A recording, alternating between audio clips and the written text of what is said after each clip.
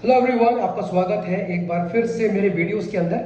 आज मैं आपके सामने पेश हूँ टी एस ग्रेवाल की बुक लेके, जो लेटेस्ट एडिशन है उसका इस साल का। मैं उसमें से ही क्वेश्चन की बात करूंगा आपसे। क्वेश्चन नंबर 6 होगा इसका, और हेडिंग है interest on loan by partner to the firm. इसके पहले कि हम क्वेश्चन को बोर्ड पे सॉल्व करें, हम पहले ये समझ लेते हैं कि ये हेडिंग का मतलब क्या है। इसमें ये लिखा है कि एक पार्टनर ने फर्म को लोन दिया है। कैपिटल की बात नहीं कर रहा हूं, कैपिटल कंट्रीब्यूशन के अलावा एक पार्टनर ने फर्म को लोन दिया है, तो उस पे इंटरेस्ट का कैलकुलेशन कैसे किया जाएगा उसके बारे में इस वाली वीडियो के अंदर हम लोग बात करने वाले हैं। आपको यह बात अच्छे से मालूम होगी कि अगर एक पार्टनर ने फर्म को लोन दिया है तो फर्म को, पार्टनर को उसके ऊपर इंटरेस्ट पे करना चाहिए। लेकिन अगर मान लीजिए कि पार्टनरशिप डीड ही नहीं है, या पार्टनरशिप डीड तो है लेकिन पार्टनरशिप डीड के अंदर इंटरेस्ट ऑन लोन फर्म कितना पे करेगी लोन लेने वाले पार्टनर से, उसका जिक्र नहीं किया गया। ऐसे केसेस में क्या होगा? तो जैसा कि हम जानते हैं कि ऐसे केसेस के अंदर जब पार्टनरशिप डीड या तो नहीं होती है या फिर साइलेंट होती है उस बारे में, तो फिर इंडियन पार्टनरशिप एक्ट 1932 के हिसाब से इंटरेस्ट ऑन लोन पे होता है, लेकिन वो होगा 6%। तो जिस पार्टनर ने फर्म को लोन दिया है वो पार्टनरशिप डीड के एब्सेंस के अंदर अपने मन से अपना मनचाहा इंटरेस्ट डिमांड नहीं कर सकता फर्म से, उसको 6% मिलेगा। मैं फिर से बोल रहा हूं, 6% का जो क्लॉज है, जो रूल है, वो तब एप्लीकेबल होगा अगर पार्टनरशिप डीड या तो नहीं है या फिर है तो उसमें वो क्लॉज नहीं है। ओके, तो क्वेश्चन नंबर 6 के अंदर लिखा हुआ है X and Y are partners sharing profits and losses in the ratio of 2:3, okay, with the capitals of rupees 2 lakh and rupees 3 lakh respectively. On 1st October 2023, X and Y gave loans of rupees 80,000 and rupees 40,000 respectively to the firm. Show the distribution of the profit and losses for the year ended 31st March 2024 in each of the following alternative cases. तो यहां तक question का मतलब क्या हुआ मुझे उम्मीद है कि आपको मालूम होगा, लेकिन फिर भी मैं शॉर्ट में इसके बारे में आपसे बात कर लेता हूं। एक फर्म के अंदर दो पार्टनर्स का नाम लिखा हुआ है एक्स और वाई, जिनका प्रॉफिट शेयरिंग रेशियो 2:3 का है, और उन्होंने 2 लाख और 3 लाख रुपए बिजनेस में कैपिटल कंट्रीब्यूट किया है।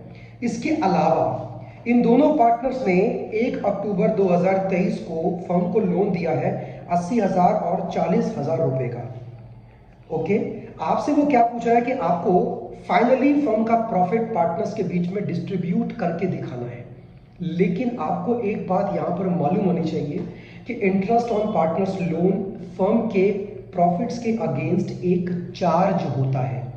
चार्ज वर्ड का मतलब क्या है कि किसी भी कीमत पर यह इंटरेस्ट फर्म पार्टनर्स को पे करेगी, चाहे प्रॉफिट हो या लॉस हो। अगर प्रॉफिट कम भी है और इंटरेस्ट का अमाउंट ज्यादा बैठ रहा है तो भी फर्म अपनी जेब से पे करेगी, और उसका जो लॉस होगा वो सारे के सारे पार्टनर्स के बीच में उनके प्रॉफिट शेयरिंग आपका रेशियो में डिस्ट्रीब्यूट कर देगी। तो पहले केस में लिखा हुआ है कि if the profit before interest for the year amounted to ₹21,000, मतलब अगर हम ध्यान दें इस बात पे तो लोन कब दिया गया, ध्यान रखिएगा, इंटरेस्ट ऑन लोन को कैलकुलेट करने के लिए डेट इज वेरी इंपॉर्टेंट कि कब लोन दिया गया। तो यहां डेट लिखी है 1 अक्टूबर। इसका मतलब साफ है कि फर्म ने लोन का बेनिफिट पूरे साल नहीं उठाया। 1 अक्टूबर को लोन दिया गया फर्म को, और 31 मार्च को अकाउंटिंग ईयर, पहला अकाउंटिंग ईयर आपका क्लोज हो गया होगा। इसका मतलब है कि दोनों पार्टनर से जो लोन मिला है फर्म को, वो इस साल फर्म सिर्फ 6 मंथ ही उसको यूज कर पाई है, तो इंटरेस्ट भी हम 6 महीने का ही निकालेंगे। ओके, तो आइए सबसे पहले मैं आपके सामने बनाऊंगा profit and loss appropriation account. Question number 6 है,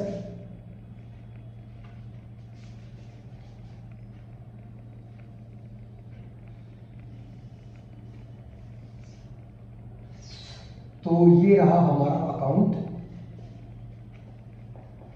profit and loss appropriation account. ये बन गया इसका फॉर्मेट। अब इसके लिए हम एंट्री करना स्टार्ट करेंगे। तो जैसा कि आप जानते हैं कि इसकी एंट्री कहां से होती है, हमेशा by profit and loss account, और ये है फर्म का नेट प्रॉफिट, जो कि आपको दिया है केस 1 में 21,000। तो 21,000 रुपीज हमने यहाँ पे ट्रांसफर कर दिया। लेकिन अब आपको एक चीज पे ध्यान देना पड़ेगा। आपको ध्यान ये देना है कि ये 21,000 के अंदर से अभी एक ऐसा एक्सपेंस भी है जो कि माइनस होना था लेकिन माइनस नहीं हुआ, और वो है इंटरेस्ट ऑन लोन। इसका मतलब साफ है कि ये 21,000 फिलहाल हम पार्टनर्स को डिस्ट्रीब्यूट करने के लिए यूज नहीं कर सकते। तो क्या करेंगे हम, फिलहाल इसको यहां से रिमूव करके हम यहां लिखेंगे और माइनस करेंगे इंटरेस्ट ऑन पार्टनर्स लोन। तो इंटरेस्ट ऑन पार्टनर्स लोन पहले हमको कैलकुलेट भी करना पड़ेगा कि कितना कितना इंटरेस्ट बनता है। तो आइए देखें, अगर मैं एक्स की बात करता हूं आपसे,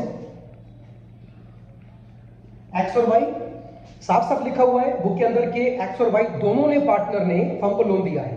कितना कितना दिया है, 80 और 40,000।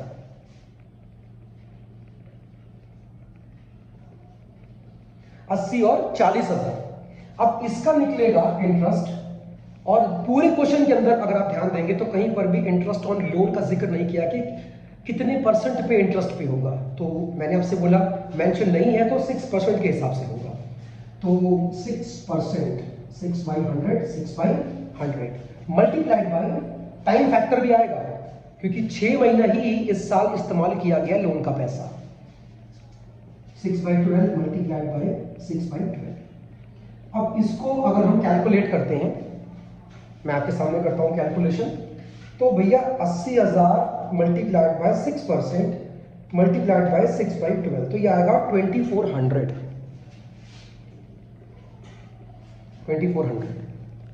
वहीं अगर मैं दूसरे वाले पार्टनर्स का जिक्र करता हूं, 40,000 इंटू 6% मल्टीप्लाइड बाय 6/12, तो ये बनेगा 1200।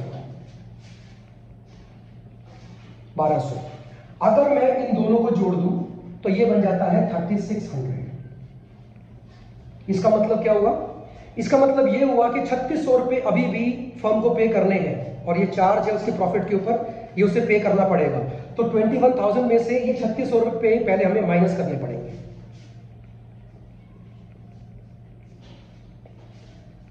अब इसको अगर मैं माइनस करता हूं तो 21,000 माइनस 3600 अमाउंट आती है 17,400। अब ये अमाउंट वो है जो पार्टनर्स के बीच में आप डिस्ट्रीब्यूट कर सकते हो।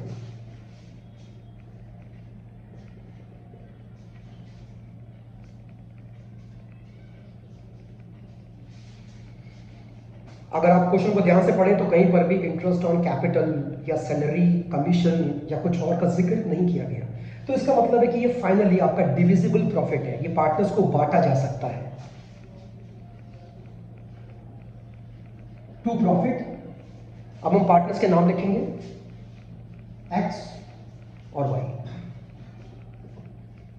प्रॉफिट शेयरिंग रेशियो भी आपके सामने है, जैसा कि आप जानते हो 2:3 का रेशियो है। तो 17,400 को हम बांटेंगे 2:3 के रेशियो में। 17,400 इंटू 2/5, तो इसके हिस्से में आया 6,960। 6,960। और वहीं अगर मैं दूसरे वाले पार्टनर की बात करता हूं तो इसके हिस्से में आएगा 10,440। 10,440। तो ये था केस नंबर 1। बाकी जो केसेस हैं उसके लिए मैं अलग से वीडियो बनाऊंगा, क्योंकि मैं ज्यादा लंबी वीडियो नहीं बनाता। इससे क्या है कि स्टूडेंट्स कहीं ना कहीं फिर बोर हो जाते हैं उस चीज से। एनीवेज, मैं केस बी, सी और डी का जो केसेस है वो हम बाद में बात करेंगे। अपना ख्याल रखिएगा। Thank you.